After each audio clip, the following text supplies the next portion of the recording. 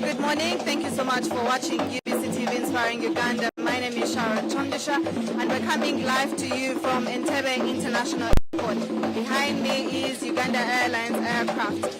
We're encouraged to fly the crane, and that exact plane is the one that is going to carry all passengers and officials that have just been a part of an event where we launched, or where Uganda Airlines has launched the 17th route from Entebbe International Airport to Gatwick, London. Now this route is one of the busiest routes or busiest capitals, and we expect so much that is going to come from these two countries collaborating together and having an open access for tourism, for trade, and so much more. Today morning, Uganda Airlines makes a landmark by making sure that this route comes to pass. For the 5 years that they've existed, they've had over 16 routes, and this is the 17th route, making a difference when it comes to what we expect as a nation to gain from Britain and vice versa.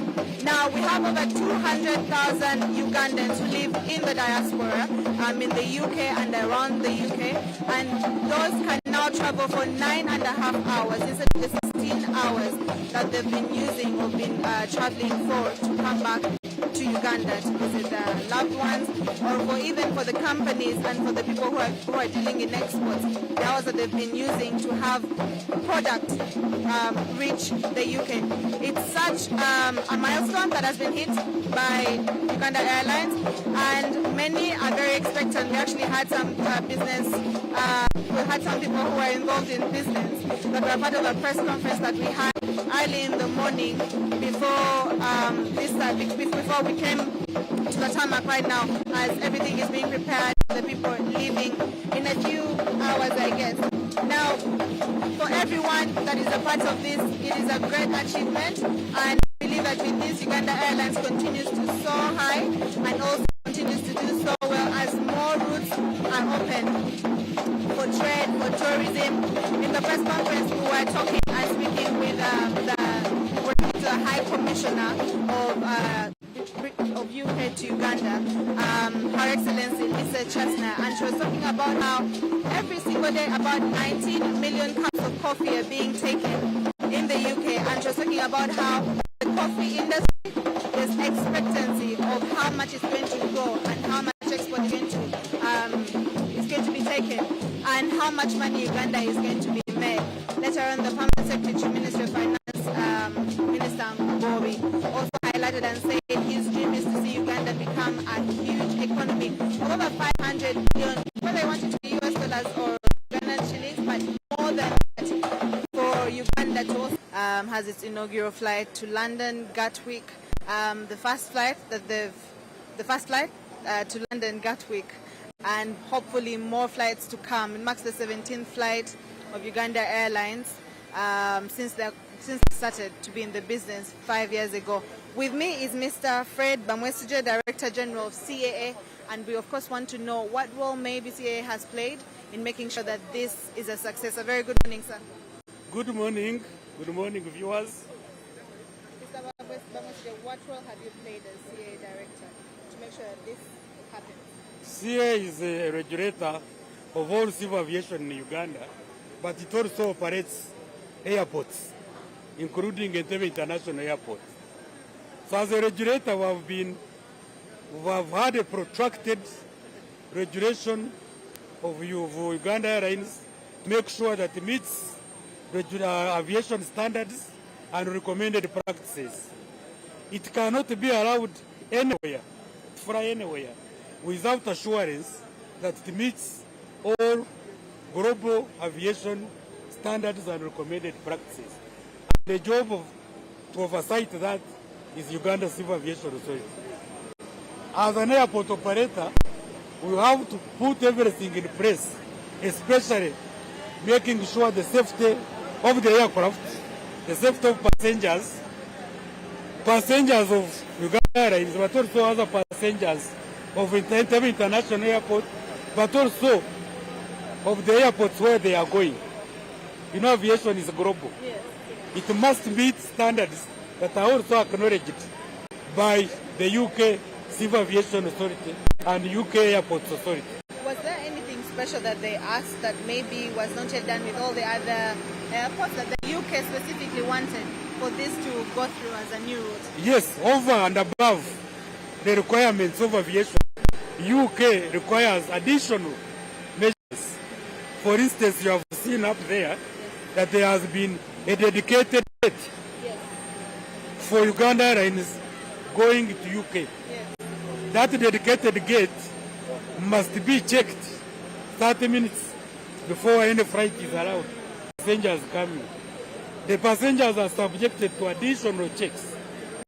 Same with the baggage, same with the cargo that are being thrown into this particular Uganda Airline. And those are additional measures that the UK wants. And we have done that. Even the type of equipment, like body scanners, are also, first of all, certified by the UK Civil Aviation Agency. And all those who have met them. We have been meeting security standards all over the place. Yes. They are ICAO security standards. But mark you, these are additional to ICAO. And that's why this delay. That is on one part. But there are also other regulatory issues regarding safety. The airworthiness, the way the airline is managed from the top, the chief executive, to the safety manager, to the quality assurance manager. All those have been checked by Uganda Civil Aviation Authority. It is a whole package of standards and recommended practices that must be made. And that has been our preoccupation all through. That is not enough for it to meet the theory. We must maintain them. And any other that What come in happens if place, you don't maintain them? then the flight is tampered with, is stopped. And there are many examples in the region. Really? Actually, this is an additional responsibility. Yes. So we are all alert. That's why we are all here. You have seen stringent checks up there. They are going to be maintained. And any other that will be imposed, because we are not just static. When there is a level of threat that increases, we must also increase the checking. Speaking away from the position as a director of CA, but now speaking from a place of a Ugandan, do you think would this actually be considered a success story? A very huge success. Why so? And why? You are going to take 9 hours going into UK. Previously, you'd use other airlines. They ferry you into their airports. If it is Emirates, you must go through Dubai. If it is KLM, you must go through Amsterdam. And there are times of delay. If it is a perishable, like we all produce perishables here, tomatoes and other things, they will definitely have to be subjected to those delays. And you know what perishables are. Those going for businesses, they are not going direct if they go through other airports. This is a huge success. Are you aware that you can have your tomatoes here or pineapples, get them this morning into the aircraft, fly to UK, and you have your at lunchtime?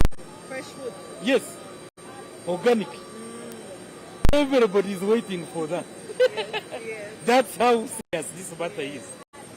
And that is, of course, on top of how business people, how quick they will catch up with their businesses, or conferences or whatever, in UK. It is a huge success. And all Ugandans must wake up to it and use this opportunity to do business, to travel faster than they have been, support the airline, to help them to do all this business. That's why we are here and we are excited about it.